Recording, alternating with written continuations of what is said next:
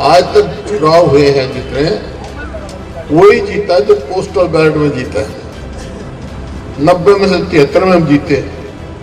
ये सवाल सारे उठे, लेकिन चुनाव आयोग ने जवाब नहीं दिया कि पारदर्शिता नहीं है, चुनाव आयोग निष्पक्ष नहीं है।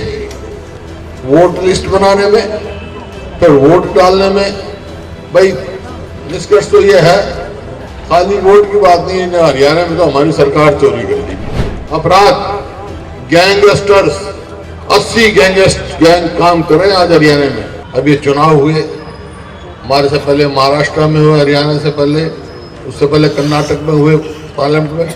तो राहुल गांधी जी ने एक मुद्दा उठाया, कर्नाटक में दिखाया सबसे पहले, एक ही हल्के में लाखों वोट की वो हुई, और इसी प्रकार से महाराष्ट्र में और अब हरियाणा में उन्होंने पूरा डेमोन्स्ट्रेशन दिया दिल्ली में, जिसकी चर्चा की।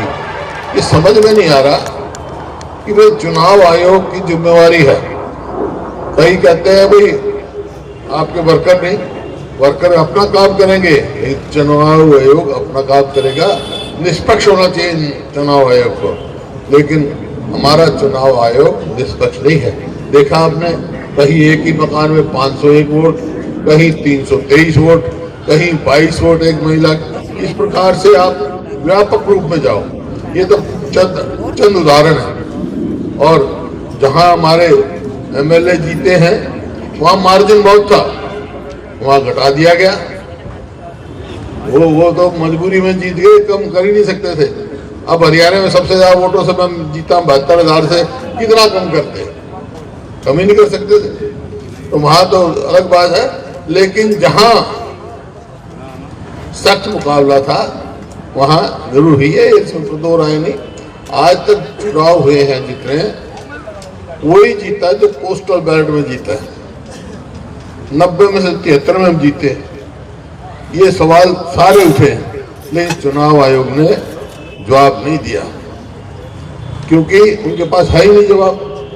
अब जवाब हमने एक बात का मांगा, भाई चुनाव हुआ 5 तारीख को, 5 तारीख को 8:34 पे चुनाव आयोग ने कहा कि वोट जो कुल है 61.19 वोट पड़ी %।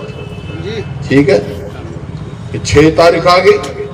6 तारीख को फिर उन्होंने कहा कि वोट बढ़ गई, रातों रात बढ़ गई। कैसे बढ़ेगी भाई? 65.65% होगी। और 8 तारीख को कितनी होनी थी? 7 तारीख को रात को 8:34 पे उनने क्या कहा कि 67.90 मतलब 68.7% वोटों का फर्क पड़ेगा। ये कहां से आ गई भाई? रातों रात मशीन ने कैसे वोट बढ़ा दी भाई? तो ये शक की है। इसी वास्ते हमने कहा है कि पारदर्शिता नहीं है, चुनाव आयोग निष्पक्ष नहीं है।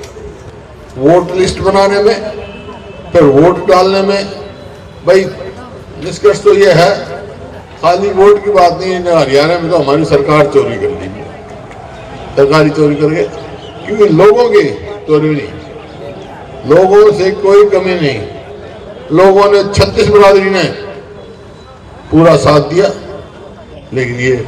लेकिन चुनाव आयोग किसी बात का जवाब नहीं दे पा रहा है। तो इस वास्ते राहुल गांधी जी ने एक कार्यक्रम दिया है आज।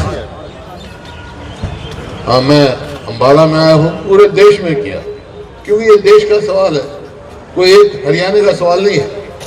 क्यों दिया ये? क्योंकि जनता जागरूक हो, हम जागरूक हो। इस संविधान जो कुर्बानियों से बना है, स्वतंत्रता सेनानियों की कुर्बानियों से बना है। अरे बहुत सारे स्वतंत्रता सेनानियों को तो हमारे को नाम भी पता है, गांव भी पता है। कांग्रेस बनी सबसे पहले यहाँ लाला मुरलीधरन अंबाला के थे, गांव भी सब पता है।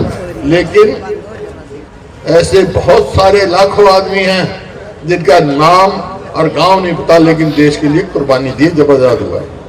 ऐसे भी जो हमारे नाम भी नहीं पता, गाँव।